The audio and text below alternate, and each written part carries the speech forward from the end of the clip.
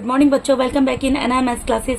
बेटा आज मैं आपको DAV class 8 maths chapter number 3 exponent and radical start कराने जा रही हूँ। इस वीडियो में मैं आपको इसका इंट्रोडक्शन देने वाली हूँ इस चैप्टर का। तो चलिए अपना इंट्रोडक्शन स्टार्ट करते हैं इस चैप्टर का। फर्स्ट ऑफ ऑल आपको बताना चाहिए what is zero exponent. Zero exponent क्या होता है बेटा? For any non zero rational number, कोई भी नॉन जीरो रैशनल नंबर होगा, सपोज करो वो ए है, तो इसका मतलब यहाँ पर क्या है, a raise to the power is equal to 1 होगा। यहाँ पर क्या कहना चाह रहा है बेटा, कोई भी नॉन जीरो रैशनल नंबर, यानी कोई भी ऐसा रैशनल नंबर, सपोज करो मैं यहाँ पर 2/3 ले लेती हूँ, ये जीरो नहीं है ना बेटा। ये नॉन जीरो रैशनल नंबर का मतलब क्या है कि ये रैशनल नंबर जीरो नहीं होना चाहिए। अगर यहाँ पर इसकी पावर जीरो है, इस पूरे की पावर जीरो है, इसका मतलब होगा ये इक्वल्स टू 1 हो जाएगा। इसका मतलब यहाँ पर ये है, ठीक है। ए यहाँ पर जो है एक रैशनल नंबर है जो कि नॉन जीरो है, तो you can take any non zero rational number, ठीक है। अगर उसकी पावर जीरो है, उसकी raise to the power zero है, तो दैट इज इक्वल्स टू 1, ठीक है। इसका मतलब ये है। जीरो एक्सपोनेंट का मतलब यहाँ पर ये है। नेगेटिव इंटीजर एक्सपोनेंट का मतलब क्या होता है? Let a be any non zero rational number and n be a positive integer, then we define. बेटा आपको इतना थ्योरी समझने की जरूरत नहीं है, मैं आपको यहाँ पर मेन चीज जो है वो बताती हूँ। यहाँ पर मैं बता देती हूँ क्या बोल रहे हैं। यहाँ पर ये बोल रहे हैं लेट, हम ये मान लेते हैं कि जो ए है, यहाँ पर जो ए आपको दिखाई दे रहा है, ये एक नॉन जीरो रैशनल नंबर है, यानी कि एक ऐसा रैशनल नंबर है जो कि जीरो नहीं है, जीरो के अलावा कुछ भी हो सकता है। और एन जो है वो एक पॉजिटिव इंटीजर है, ठीक है। तो इस केस में क्या होगा, अगर यहाँ पर एक रैशनल नंबर है, उसकी पावर माइनस में दी गई है, और माइनस में जो पावर दी है वो जो इंटीजर दिया हुआ एक पॉजिटिव इंटीजर हो, तो हम ये डिफाइन करते हैं। इसका मतलब मैं आपको यहाँ पर क्लियर कर देती हूँ। इसका मतलब यहाँ पर ये है बेटा, सपोज करो यहाँ पर मैंने आपको दे दिया 5 रेस टू द पावर -3, ठीक है। तो 5 रेस टू द पावर -3, ये माइनस की पावर है, ये प्लस की कब हो जाएगी? अगर सपोज करो ये जो नंबर है इसके नीचे डिनोमिनेटर कुछ नहीं है, इसका मतलब 1 है, तो इसका रेसिप्रोकल कर देंगे। आप ये भी मत समझो, आप सिंपल सी चीज यहाँ पर ये समझो कि 5 रेस टू द पावर -3 है ना, तो जो माइनस का नंबर है, माइनस की पावर है, वो पॉजिटिव हो जाएगी नीचे जाकर।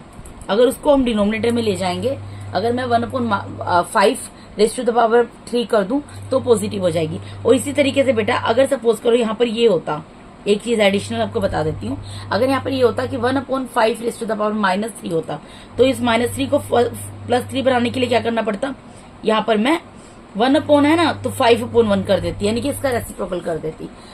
डिनोमिनेटर न्यूमरेटर में चेंज हो जाएगा और न्यूमरेटर डिनोमिनेटर में। इसी तरीके से यहाँ पर अगर न्यूमरेटर में पावर नेगेटिव है तो डिनोमिनेटर में जाके पॉजिटिव हो जाती है, और अगर डिनोमिनेटर में पावर नेगेटिव है तो न्यूमरेटर में जाके पॉजिटिव हो जाती है। यहाँ पर यही चीज आपको बोलना चाह रहे हैं। उसके बाद नेक्स्ट चीज है laws of exponents. Laws of exponent में देखिए बहुत सारे लॉज हैं, आपको बता देती हूँ क्या क्या है। यहाँ पर आपको बोल रहे हैं, आप मान लो कि let a and b be any two rational numbers. आप ये मान लो यहाँ पर जितने भी आपको ये दिए हुए ना फॉर्मूलाज, यहाँ पर ए और बी कोई भी रैशनल नंबर्स है, ठीक है, और एम और एन जो है वो इंटीजर्स है, ठीक है। तो इस केस में क्या होगा, a raise to the power M multiply by a raise to the power N is equal to M a raise to the power M plus N हो जाएगी। ये चीज मैं आपको पहले भी बहुत क्वेश्चन में बोल चुकी हूँ। इसका मतलब है बेटा अगर बेस सेम होता है, सपोज करो मैं यहाँ पर यहाँ करके दिखा देती हूँ। यहाँ पर ये बोला है a raise to the power m multiply by a raise to the power n is equal to m plus n होगी। a raise to the power m plus n हो जाएगी। ये कैसे होगी, ये बोल रहा है a और a को सपोज आप मान लो कि कोई रैशनल नंबर है, और m और n क्या है, इंटीजर्स है। अब मैं 2 रैशनल नंबर ले लेती हूँ, सपोज मैं यहाँ पर 2/3 ले लेती हूँ, मल्टीप्लाई में यहाँ 3/4 ले लेती हूँ। मैं कोई भी ले सकती हूँ अपनी मर्जी के। सॉरी, ये दोनों सेम होंगे। यहाँ पर ए लिखा है ना, ए का मतलब होता है दोनों नंबर सेम है, ठीक है। ए है तो यानी कि रैशनल नंबर सेम होंगे, एम और एन डिफरेंट होगा। यहाँ पर सपोज 2 है, यहाँ पर 3 है, तो इसका मतलब क्या है बेटा, क्योंकि मेरा बेस सेम है। ये क्या होता है, बेस होता है, और ये क्या होती है, पावर्स। पावर को क्या बोलते हैं, पावर्स को, पावर या एक्सपोनेंट एक ही चीज होती है, ठीक है। यहाँ पर 2/3 रेस टू द पावर 2 है, इसका मतलब 2/3 रेस का एक्सपोनेंट 2 है। यहाँ पर भी 2/3 रेस टू द पावर 3 है, तो इसका मतलब 2/3 की पावर जो एक्सपोनेंट है वो 3 है। Power and exponent both are synonyms, ठीक है, सिनोनिम्स है ये। तो इसका मतलब यहाँ पर क्या होगा, क्योंकि ये दोनों बेस सेम है और मल्टीप्लाई का साइन है, तो इस केस में क्या होगा, बेस तो वही रहेगा लेकिन पावर्स आपस में ऐड हो जाएंगी। तो पावर्स ऐड हो जाएंगी तो क्या आ गया आंसर मेरा, 2/3 रेस टू द पावर 5। 2 + 3 कितना हो गया, 5। यहाँ पे फर्स्ट जो आपको लो दिया है एक्सपोनेंट का वो ये है। सेकंड में क्या बोल रहे हैं, सेकेंड लो यहाँ पर आपको बोल रहा है अगर a raise to the power m है अपॉन में a raise to the power n है तो उसका मतलब होता है m minus n, a raise to the power m minus n, जहां पर कि ए नॉट इक्वल्स टू 0 होना चाहिए। आप यहाँ पर सिंपल ही देखो, यहाँ पर आपको कुछ भी ए दे दिया, सपोज यहाँ पर 2 दे दिया और नीचे भी 2 दे दिया, यहाँ पर पावर 3 दे दी, यहाँ पर पावर 2 दे दी, ठीक है। यही मतलब है ना, ए की वैल्यू तो सेम ही होगी क्योंकि ए और ए सेम ही है ना, तो इसी तरीके से 2 और 2 भी सेम होंगे। यहाँ पावर m है तो मैंने 3 ले ली, यहाँ पावर n है तो मैंने इसको 2 ले लिया। तो ये कह रहे हैं इसका मतलब क्या, उनका मतलब क्या है, डिवाइड में है।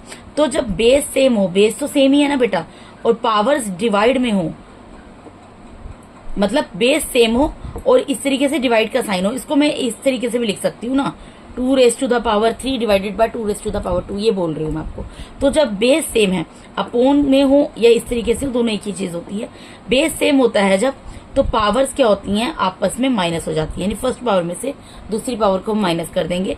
इसका आंसर क्या आ जाएगा, 2 की पावर 1, ठीक है जी। सेकंड लो आपका यहाँ पर ये बोल रहे हैं। थर्ड लो यहाँ पर क्या बोला जा रहा है बेटा, यहाँ पर ये बोल रहे हैं अगर a की पावर m है और उसकी पावर n है तो m इंटू n हो जाएगा। सिंपल सी चीज है। अगर सपोज करो यहाँ पर मैं 2/5 ले लेती हूँ, ठीक है, कोई भी नंबर ले सकते हो आप, और ये जो 2/5 है ना, इसकी पावर यहाँ पर 3 है और इसके बाहर जो पावर है 5 है, तो इसका मतलब क्या है, ये a है, ये m है, ये n है। यानी कि जब भी आपको इस तरीके से दिया हो, इसका मतलब क्या होता है, पावर्स जो है ये इस तरीके से लिखी है ना, इसका मतलब ये मल्टीप्लाई में लिखी हुई है, 3 मल्टीप्लाई बाय 5 हो जाएगा। इसका मतलब क्या आ जाएगा, 2/3 की पावर कितनी आ गई, टोटल 15 आ गई, आंसर आ गया। इसका मतलब है 2 की पावर 15 है, 3 की पावर 15 है। हमें इतना सोल्व करने के लिए नहीं अभी दिखाना है, मुझे सिर्फ आपको ये चीज समझानी है, इसका मतलब क्या होता है वो मैंने आपको समझा दिया है, ठीक है। उसके बाद फोर्थ हमारा रूल क्या है, एक्सपोनेंट का लो क्या है, यहाँ पर यह है कि अगर ए बी की पावर n है, ठीक है, तो वो इक्वल होगी a की पावर n और b की पावर n। बेटा देखो, अगर यहाँ पर a भी दिया हुआ है, इसका मतलब क्या है, दोनों मल्टीप्लाई में दिए हैं। अगर क्योंकि ये वेरिएबल्स दिए हुए हैं, इनके बीच में अगर कोई साइन नहीं है तो इसका मतलब इनके बीच में मल्टीप्लाई का साइन है, ठीक है। तो अब मुझे यहाँ पर तो नंबर लेकर दिखाना पड़ेगा। अगर यहाँ पे 3 मल्टीप्लाई बाय 2 है और इसकी पावर 5 है, इसका मतलब क्या निकलता है बेटा कि यहाँ पर 3 की पावर 5 है मल्टीप्लाई में 2 की पावर 5 है, ठीक है जी। इसका मतलब ये है, इस लो ऑफ एक्सपोनेंट का मतलब ये है कि अगर दो नंबर्स आपको कोई भी 2 डिजिट, बेशक वो रैशनल नंबर्स हो या सिंपल नंबर्स हो, अगर वो मल्टीप्लाई में दिए हैं, उनकी पावर सेम है, तो उसका मतलब वो पहले वाले नंबर की पावर है दूसरे वाले। ये 2 नंबर की जगह 4 नंबर भी हो सकते हैं, 5 नंबर भी हो सकते हैं। अगर पावर एक ही दी हुई है तो उसका मतलब वो उन सब नंबर्स की पावर है, ठीक है। उसके बाद फिफ्थ वाला आपको क्या बोल रहे हैं यहाँ पर, अगर a अपॉन b, यहाँ पर एक रैशनल नंबर है, उसकी पावर n है, तो इसका मतलब है a की पावर n भी है और b की पावर भी n है। बेटा ये पहले भी आप पढ़ चुकी हो ये सब चीजें। इसका मतलब क्या है, अगर सपोज करो मैं यहाँ पर लेती हूँ 2/7 और इसकी पावर मैं ले लेती हूँ 5, तो इसका मतलब क्या है, यहाँ पे न्यूमरेटर की पावर भी है और ये डिनोमिनेटर की पावर भी है। वही चीज बोल रहे हैं कि अगर कोई भी आपका रैशनल नंबर है, उसकी कोई पावर दी है, तो वो न्यूमरेटर की पावर भी है और डिनोमिनेटर की पावर भी है। तो मैंने एक रैशनल नंबर ले लिया 2/7, उसकी पावर ले ली 5। अगर ये 5 जो है, ये खाली ये पूरा ब्रैकेट लग गया, इसका मतलब क्या है 2 की पावर भी है और ये 7 की पावर भी है, ठीक है। तो यहाँ पर यही आपको बेटा यहाँ पर लॉस ऑफ एक्सपोनेंट्स दिए थे, जो मैंने आपको समझा दिए हैं। इसके बाद देख लेते हैं, इसका इंट्रोडक्शन बहुत बड़ा नहीं है बेटा, ये छोटा चैप्टर है। अब यहाँ पर आगे क्या बोल रहे हैं देखते हैं। यहाँ पर आगे बोल रहे हैं if A be any positive rational number, अगर ए कोई, यहाँ पर ये मैं दिखा देती हूँ आपको, अगर ए जो है वो कोई पॉजिटिव रैशनल नंबर है and m be an integer, और एम कोई इंटीजर है, वाइल एन बी या नेचुरल नंबर, जहां पर एन नेचुरल नंबर है। आप सिंपल इस चीज को समझो बेटा, ये लाइन वेज में जाओगे तो बहुत कंफ्यूज हो जाओगे। मैं आपको फिर भी लाइन वेज का ट्रांसलेशन बता देती हूँ कि क्या बोल रहे हैं। ये बोल रहे हैं, सपोज करो ये जो ए आपको दिखाई दे रहा है, ये कोई पॉजिटिव रैशनल नंबर है, ठीक है, कोई भी एक पॉजिटिव रैशनल नंबर है, ठीक है। और यहाँ पर ये एम बोल रहे हैं, एम जो है वो भी एक इंटीजर है, एम भी एक इंटीजर है, ठीक है। इंटीजर प्लस भी हो सकता है, पॉजिटिव भी हो सकता है और नेगेटिव भी हो सकता है। और एन यहाँ पर क्या है, एन एक नेचुरल नंबर है, ठीक है। तो इसका मतलब क्या है, a raise to the power M upon N is equal to होगी। मैं आपको एक एग्जांपल देके समझाती हूँ। यहाँ पर ये चीज बोल रहे हैं, ये देखो ये लिखा हुआ है, इसका मतलब क्या है, सपोज करो मैं यहाँ पर 2 ले लेती हूँ, ठीक है, मैंने यहाँ पर 2 ले लिया, अब मैं यहाँ पर 5/2 ले रही हूँ, ठीक है। इसको मैं कैसे लिख सकती हूँ, देखो बेटा सबसे पहले तो अब ये चीज समझो, इस नंबर को मुझे इस फॉर्म में लिखना है। इसका मतलब क्या है, 2 की पावर क्या है, 5/2 का मतलब क्या है, 5/2 लिखा हुआ है ना यहाँ पर। मैं इस 5/2 को 5 मल्टीप्लाई बाय 1/2 भी लिख सकती हूँ, 5 मल्टीप्लाई बाय 1/2 लिख सकती हूँ ना। ये जो 1/2 है ये क्या है, ये इसका स्क्वायर रूट बन जाएगा 2 का, और 5 क्या रह जाएगी, पावर रह जाएगी। स्क्वायर रूट को क्योंकि हम लिख कर नहीं दिखाते, इसलिए मैंने यहाँ पर लिख कर नहीं दिखाया। एक अनदर एग्जाम्पल ले लो जिसमें स्क्वायर ना बनता हो, सपोज करो इसी को मैं 5/3 कर देती हूँ, ठीक है। तो यहाँ पर क्या है, 2 5/3 है, इसको मैं 5 मल्टीप्लाई बाय 1/3 लिख सकती हूँ। 5/3 ये होता है ना, इस तरीके से लिखा है, इसका मतलब क्या है, 5/3 ये चीज है, ये दोनों सेम चीजें हैं, ठीक है। इसको मैंने लिख दिया 5 मल्टीप्लाई बाय 1/3, सोल्व करके 5/3 ये आएगा। अब इसका मतलब क्या है, ये जो 1/3 है ये क्यूब रूट बन जाएगा किसका, 2 का, और 2 की पावर यहाँ पर क्या है, 5, ठीक है बेटा। तो ये चीज है यहाँ पर जो ये बोल रहे हैं, क्योंकि यहाँ स्क्वायर रूट था, स्क्वायर को हम लिखते नहीं, इससे मैंने आपको क्यूब रूट का एग्जांपल देके भी समझा दिया। 4 भी हो सकता है, 5 भी हो सकता है, 6 भी हो सकता है, जो भी होगा वो यहाँ पर आ जाएगा, ठीक है जी। उसके बाद क्या बोल रहे हैं, ये इसी का बेटा ट्रांसलेशन बोला गया है। आपको यहाँ पर ये चीज समझनी है, a⁻m इज कॉल्ड रेडिकेंट। ये जो a⁻m यहाँ बनेगा, ये इसको क्या बोलेंगे, ये जो बन गया है इसको क्या बोलेंगे, रेडिकेंट। और ये जो पूरा चीज बनेगी इसको बोलेंगे रेडिकल।